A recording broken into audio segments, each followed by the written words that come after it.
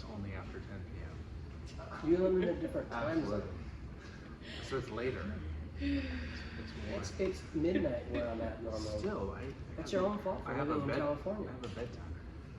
And this is the way all videos should start. Hey, this is Sent with Christian Holst, and I get the pleasure of interviewing Nate Parrish and Matt Baird of Spoken. This is going to be an absolute pleasure. We're going to talk about several topics, including their music and church hurt, and also how to get involved in a church. And we're going to have a lot of fun. It's going to be a little bit popcorn, and I love that. And we want to just give Jesus all the glory. So we're going to start, and everybody in the room, you'll hear many voices, but all of us can ask questions. So this is going to be a lot of fun. Where's the popcorn? Popcorn meaning that it'll be random questions. I kid. Can't help but notice you said popcorn. Still I don't thinking like about popcorn. popcorn. I'm not actually love popcorn. I don't like popcorn. So the reason we even wanted to bring up the topic of church hurt is because Nate has an amazing story, and I want to first say below this video is a link to Nate's videos on his experience of being hurt by the church. And I want to start with, how did that affect your music now and your songwriting? Well, as a songwriter, most songwriters, yeah, I'm going to speak for you. Is that okay? Yeah, go for it. We're the same person. Correct. I process emotions and pain and whatever by writing music. So if anything goes on in my life that I need to process, it's going to come out in my music.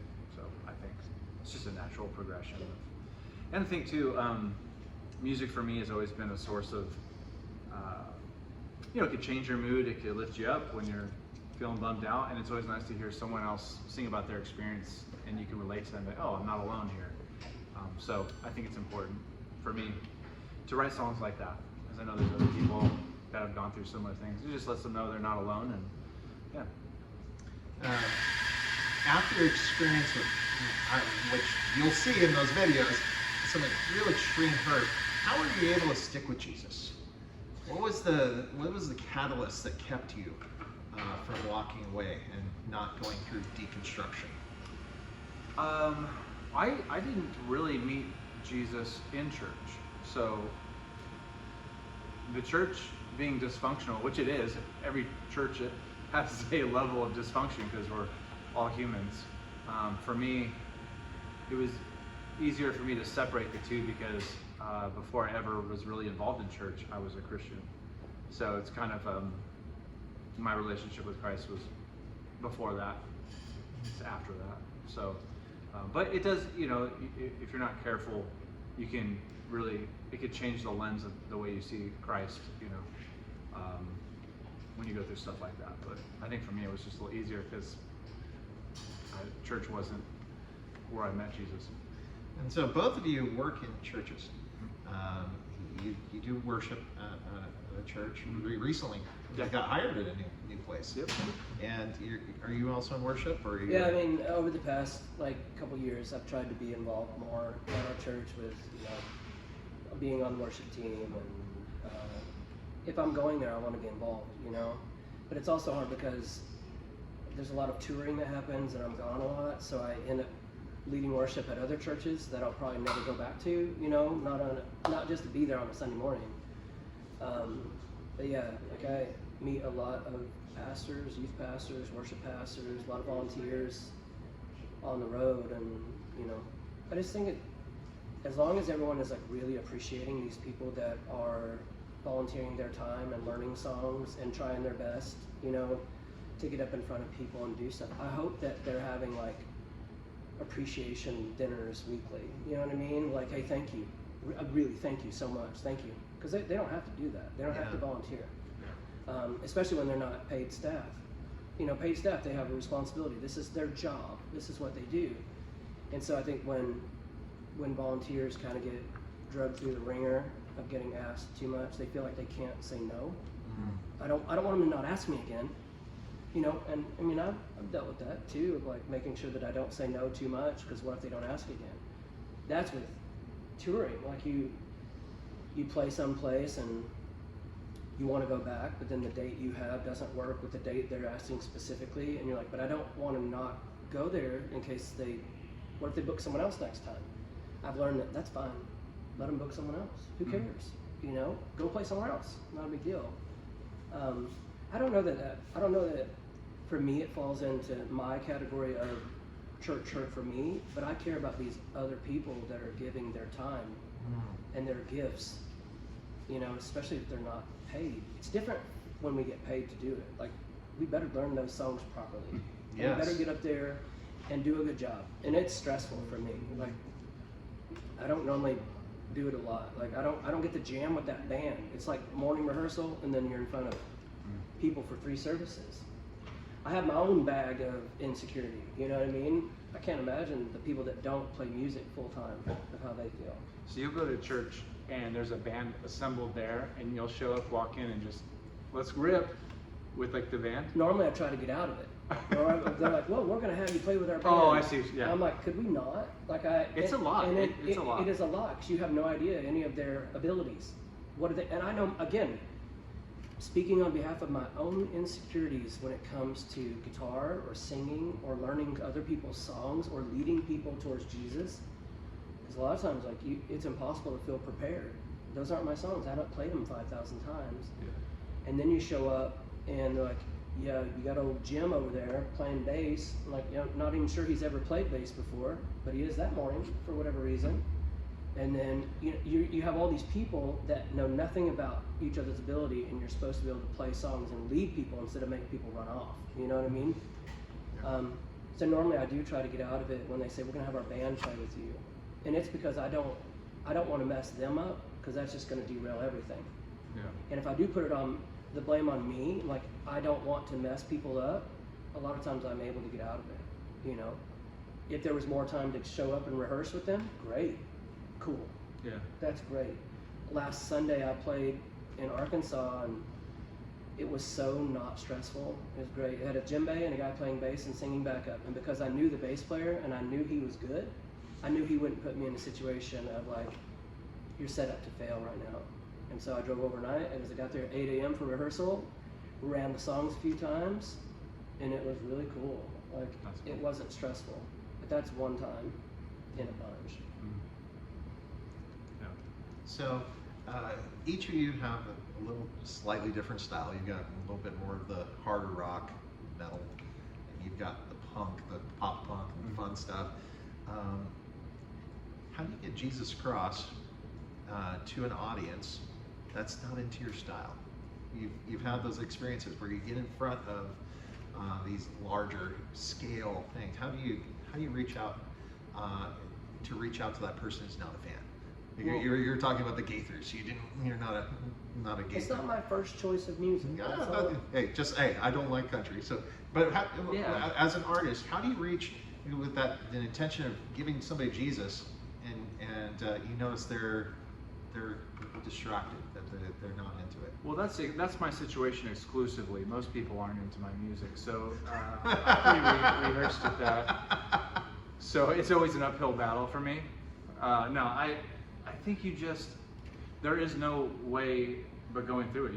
You're there. You're on stage, and I used to say this thing with my band all the time, where when it's go time, it's go time. You just do what you do, and I think even if people aren't into your music, there's been plenty of bands where I'm not into that band, and I see them play, and they win me over not because of the music, but their spirit or their personality, or like, oh, that dude's really like funny, or he's cool, or he seems nice. I don't know, whatever.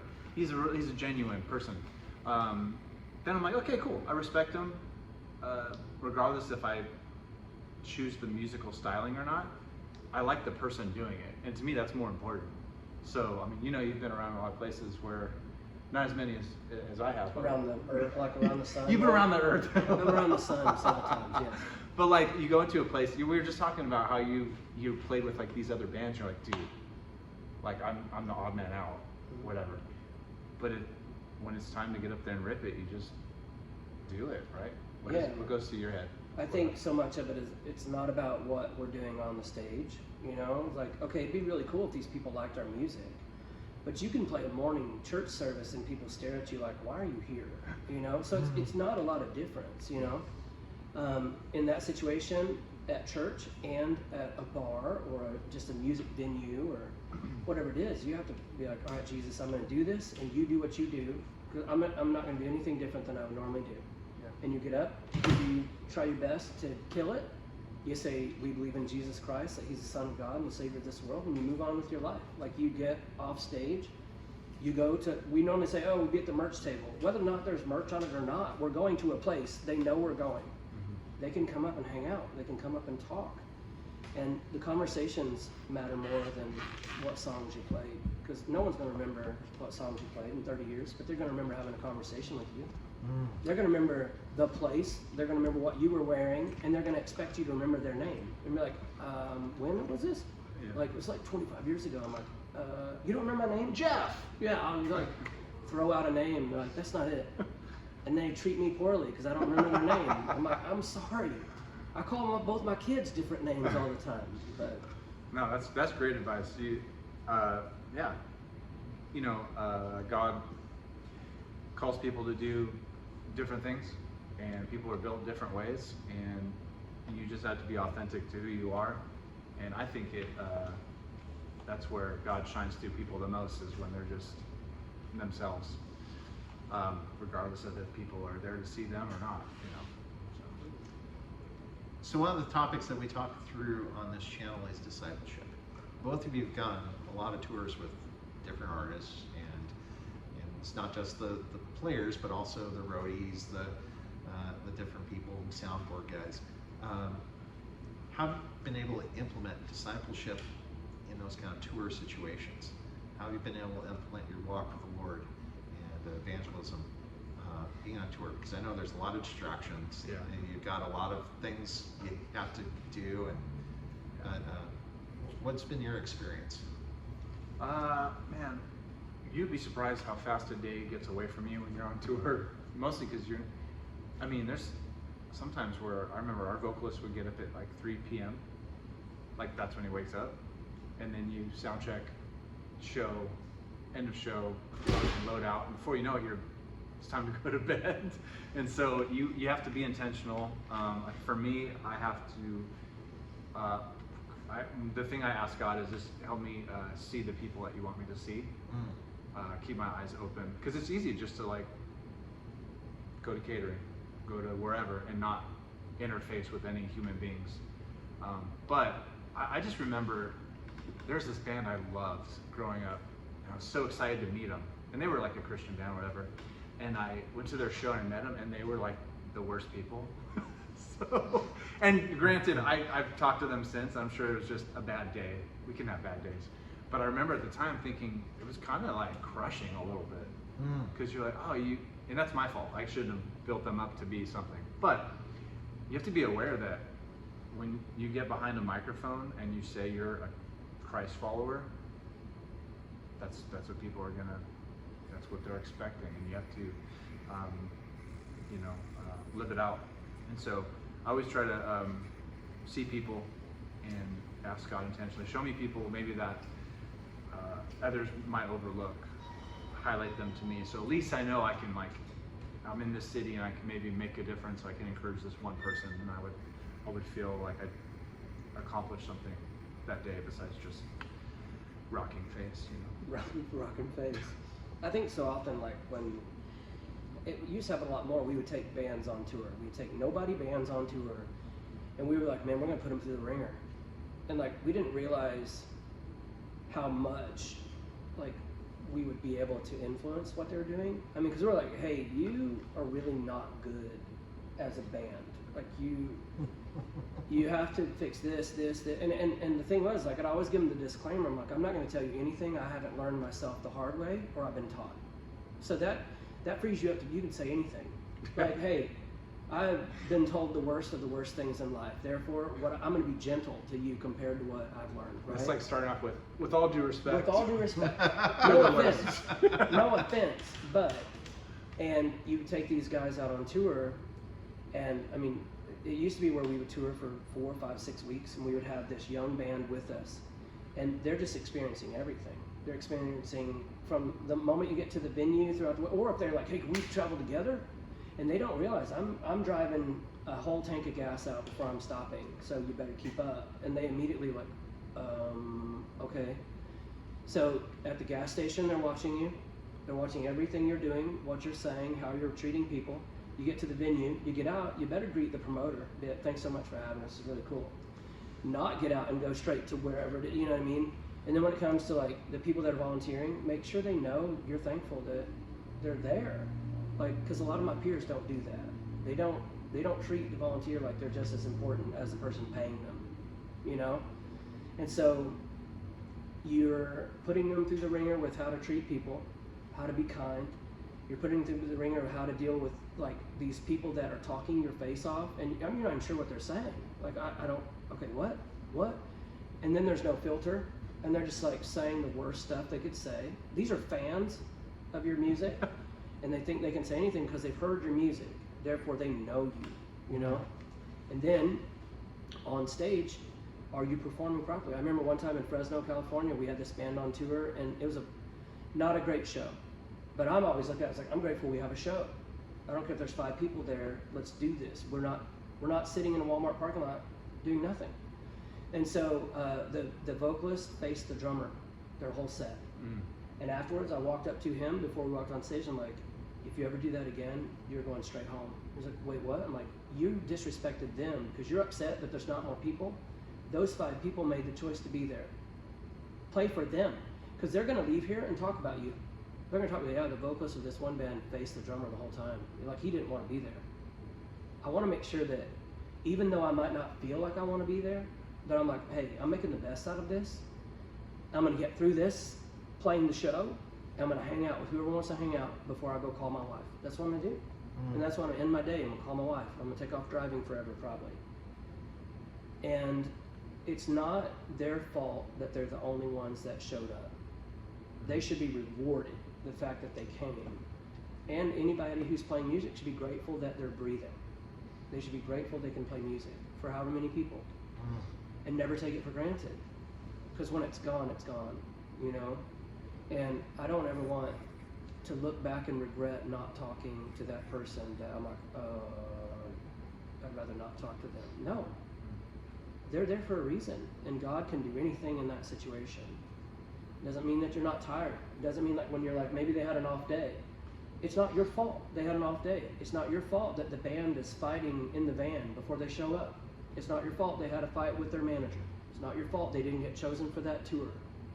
None of that.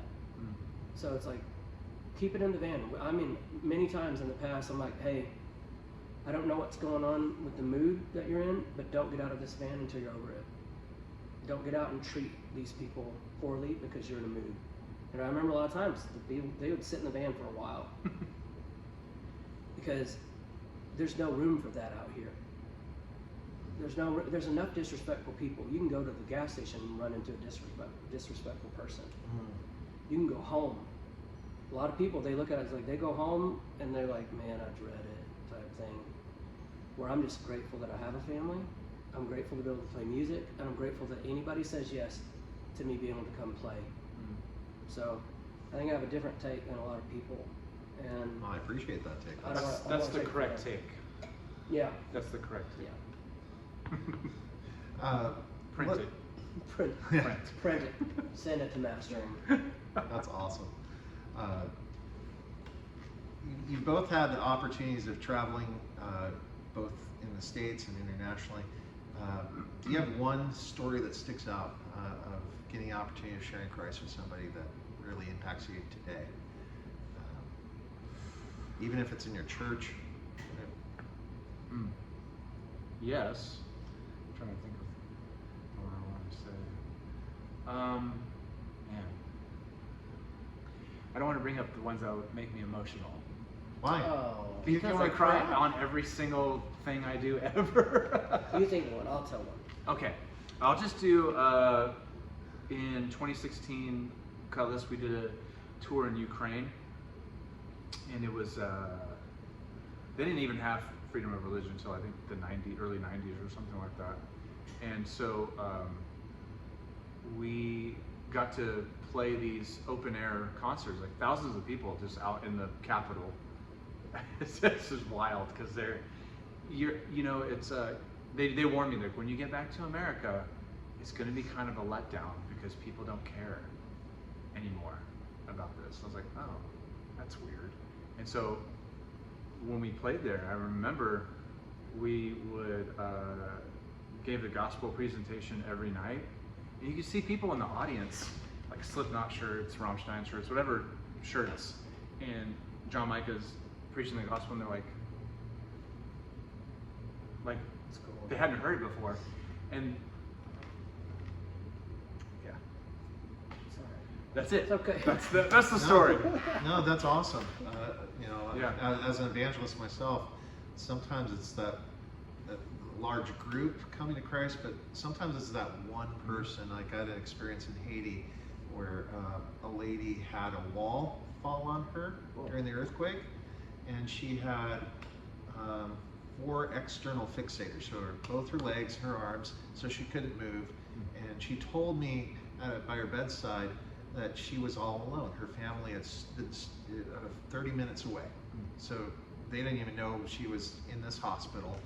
And I'm visiting with her, and she said, I'm in this room of hundreds of people all being medical attention, and she's all alone. And I was able to tell her that I was her friend. And I presented Jesus to her, and for 3 days straight, I met with her morning and night, telling her about Jesus and just being her friend.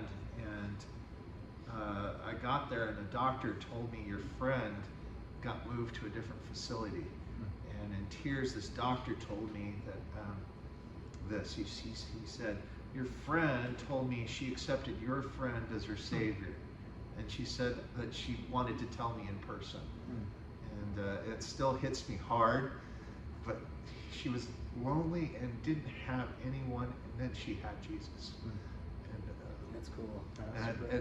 that always gets so Yeah. it's okay to get emotional about Jesus. So I appreciate when someone else gets emotional, Yeah. because when Jesus saves, it's worth talking about.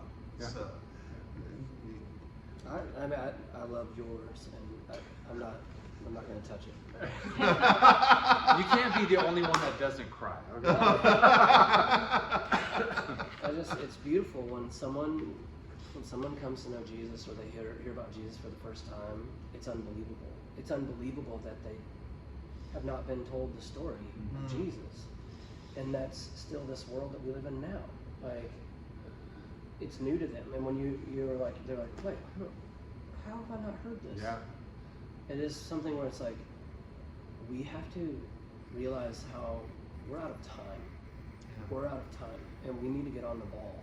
And if God, it'd be amazing if He would open up these huge opportunities to be in front of, like Forrest Frank right now. The fact that, I mean, he can play in front of 70,000 people, and it's the most Christian songs on earth. Like, these songs are the most Christian songs you can find. Yeah. And he's in front of all these people. Like, I mean, we have seen him twice, and the whole time, it's a humbleness. It's so, everything he's saying is true. I get it. Amen. And it's like these kids that are like 12 years old and all their parents. You know what I mean? It's like that's the clientele. And whether or not a person's like, oh, that's not my style of music. Okay, that's great. He's making a huge impact on the kingdom of God. And let's ride it with him. Let's support him in any way, and let's embrace that. And hopefully there's a lot of other, like with Josiah Queen, he's blowing up. He loves talking about Jesus. What's wrong with that? Let's do it, But any opportunity, big or small, to be able to make Jesus known, and that's what we're supposed to do. Like that's it. And like so often, like we think it's only on stage. No, it's to our wife, it's to our kids, it's to our family, it's to everybody who's the most difficult to deal with. Like that we know we're going to run into at a show somewhere in another state, and like, I wonder if they're going to be there. Like if they show up, be grateful they're there, and like make them be the person you talk to the most, like the person that's the hardest. Because if they're this way to me, man, they're difficult to other people. Man, these other people got to dread seeing them too, And so that's something that I've learned a lot about because of watching my wife and the grace in which she lives her life. And she'll find the most annoying person in the room and just go kill them with kindness until they're done talking. And I'm like, how do you do that? She's like, you have a gift of getting out of conversations. Like, I'm like, her gift is like getting into conversations. Her gift is much better than mine. For sure. We appreciate both your gifts. Fred here has a question for you. Yeah, I have a question just segueing off of sharing Jesus at a concert. For those watching that are going to go to a show, what would you just want to tell them to encourage them to maybe step out in faith or be a little bolder? Something maybe to pray or just a word of encouragement for them that their voice matters, or what would you want to tell an upcoming concert fan like us to encourage us to share the gospel, to be that believer there at the show, to share Jesus? I think it's easy when someone says that, you just gotta share Jesus, and you're in your brain you might think, I'm supposed to preach a message or something? Yeah. Like, no. Everyone, there's one story, and then it weaves into everyone else's lives in completely different ways. So your story is going to be different than mine. Your only responsibility is to share how your story intersects with Jesus. That's it. And that could be, I don't know, just having a conversation with someone, opening a door. Usually I don't like run up to people like, can I tell you about our Lord and Savior Jesus Christ? Yeah, it's usually like, oh, you like that? That's a cool band. I like Steve Saker. They're cool.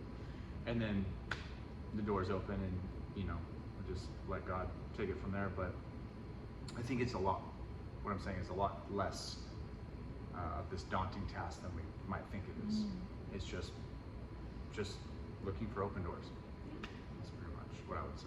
I think too often people they put too much pressure on it. It's like there's this formula. This is what, and I'm not saying give like new believers especially, give them like this little blueprint of how to communicate the gospel to people. But it's so often like I can't count how many tracts I've been handed.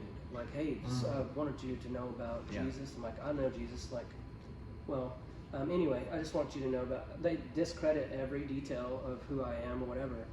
I don't want to be that to someone. So it's like, go into a situation like, okay, God, I'm here. Like, please just move in this conversation. I mean, recently I was at this restaurant, and I was going there to eat before the show, and there were these 3 teenage boys that were not going to the show, which I thought was weird. But this lady's like, hey, he's singing tonight. Listen to him. Listen to anything he says to you. I'm like, whoa, that's a lot of pressure. And I did feel that, right? Because she put it on me in that moment. But I'm like, I'm not going to force anything and make this like cheesy or awkward for these guys. I just talked to them about sports. I talked to them about soccer, which I don't get. I don't understand, but I talked to them about it. Talked to them about their trip to Disneyland and how they spent way too much money on lightsabers. I mean, like a lot of money. And they showed me pictures of lightsabers. I'm like, what? That costs that much?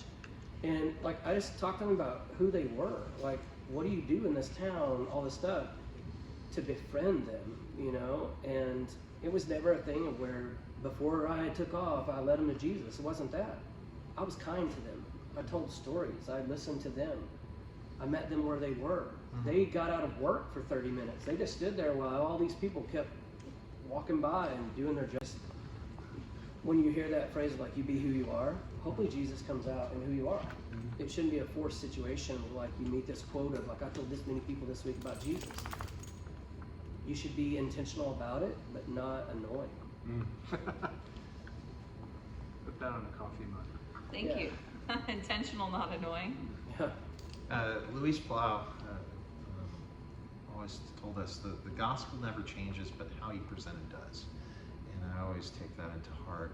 Because if you have Jesus, you share Jesus, but that doesn't mean it's going to be a track every time. I think the key thing is what you said, listening, and hear those cues. There's a great book called Gentle Persuasion.